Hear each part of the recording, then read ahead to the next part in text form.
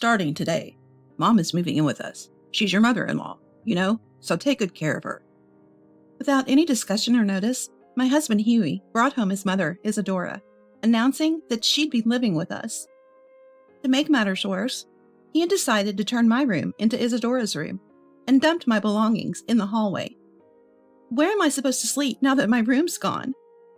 You've got the hallway, haven't you? He said with a smirk as I turned to face him, incredulous. My name is Gina, and I'm a 38-year-old housewife. 5 years ago, I lost both my parents in a sudden car accident.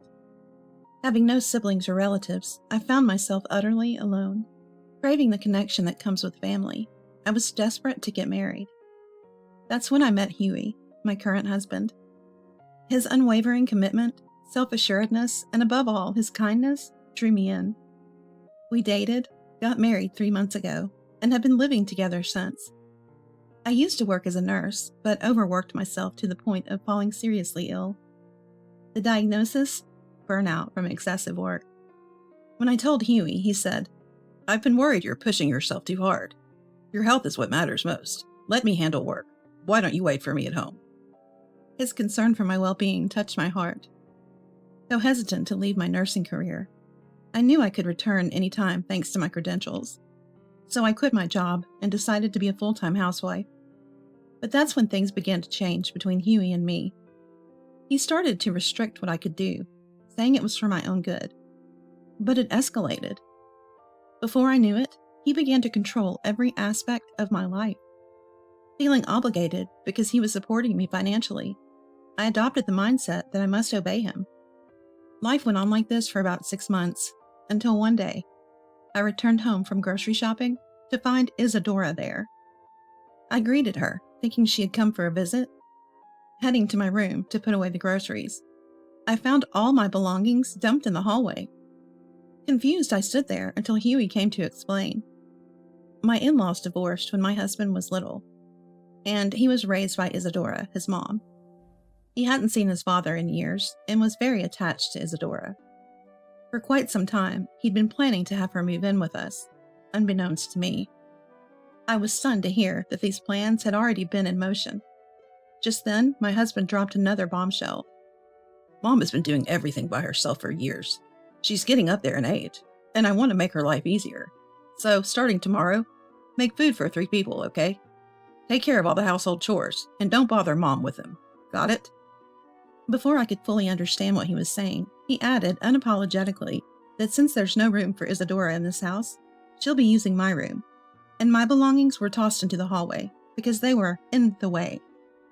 When I asked where I would sleep, both my husband and Isadora just laughed, saying there was no other place but the hallway. As crazy and unfair as this sounded, my mind quickly became foggy, filled with thoughts that I should fully support this and take care of Isadora. I accepted my husband's ridiculous proposal, saying, All right, I understand. Let's get along starting today. After all, I owe everything to my husband, and it's only natural to extend gratitude to Isadora who raised him. I was enthusiastic about meeting their demands. Living with Isadora, both she and my husband began to criticize every little thing I did. You're terrible at washing dishes. Are you really that stupid? Today's meal is too salty. Are you trying to kill us? I became the target of their verbal abuse. So there I was, mentally and physically drained, ultimately spending my nights sleeping in the hallway. I didn't recognize the absurdity of my situation. Whenever I felt tired, I blamed myself for not doing enough and obediently went on with my day.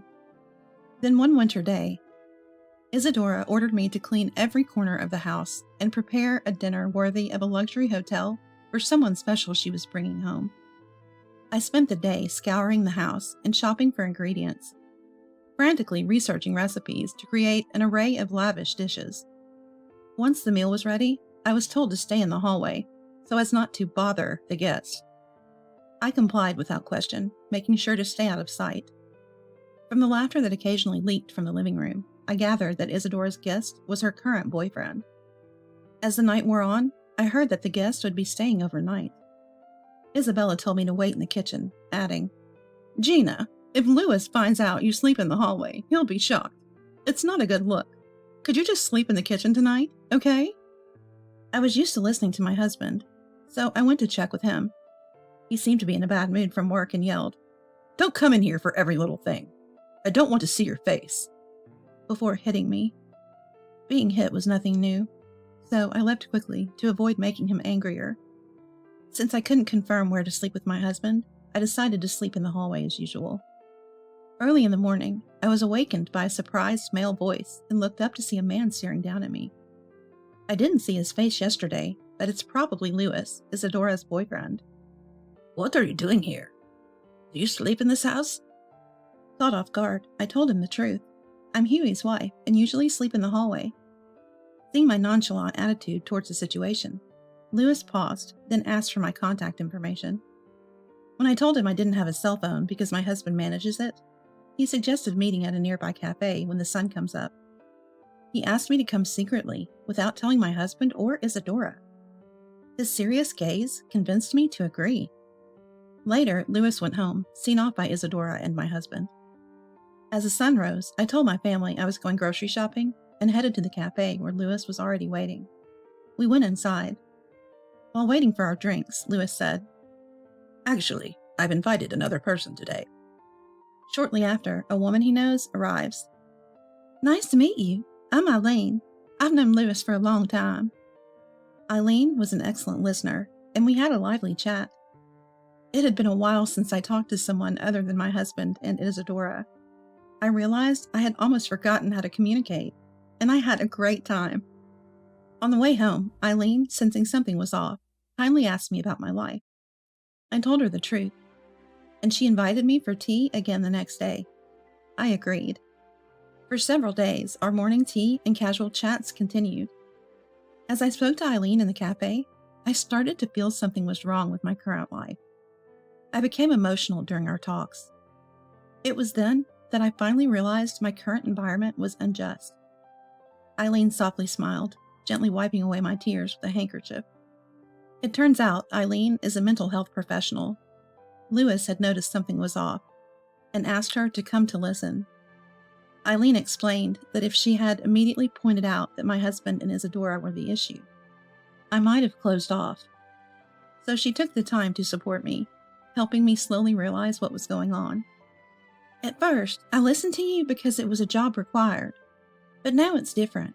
I want to help Gina as a friend. If Gina wants our help, we're here, always ready to lend a hand." Hearing these warm words, I can't stop the tears from flowing. Eileen gently rubs my back as I continue to cry uncontrollably. When I finally stop crying, it's time to part ways with Eileen and head home. As we say goodbye, she assures me, "We're always on your side." On the way home, my clouded thoughts finally clear, filling me with a newfound sense of relief. That night, when my husband starts complaining about my cooking again, for the first time, I retort, "If it's too bland for you, add your own seasoning." My husband is momentarily surprised, but quickly turns red with rage. "How dare you speak to me like that?" he shouts. Isadora, who's already there, starts to get angry as well, and both she and my husband yell, "I want a divorce." "Get out of this house now!" Thinking that it might be a good thing for them to kick me out, I simply nod my head as usual. While packing, my husband orders me to be ready for a shower and make the next meal more delicious.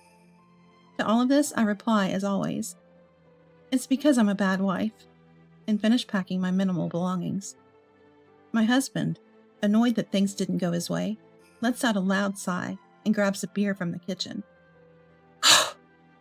Ignoring him, I take my bags to the front door. Isadora follows me, letting out an obvious sigh. "If you're really sorry, I might forgive you. Now go do the dishes."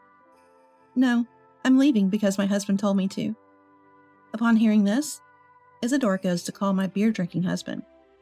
Ignoring them both, I walk out of the house and into the waiting taxi, putting distance between myself and that home. Inside the taxi, I wonder why I'd ever listened to such people. Maybe unconsciously, I didn't want to sever family ties. Realizing that I had been enduring my husband and Isadora's unreasonable demands and verbal abuse for this reason, makes me firmly decide once again that I will divorce for my own freedom. Given the toxicity I had endured through the divorce, I had already begun preparations to claim financial compensation. Along with the divorce papers, I sent an invoice. Ever since I left the house, my phone was bombarded with calls and texts from my husband and Isadora, all of which I ignored. Unreachable and furious after reviewing the divorce papers and bills, my husband decided to take legal action against me.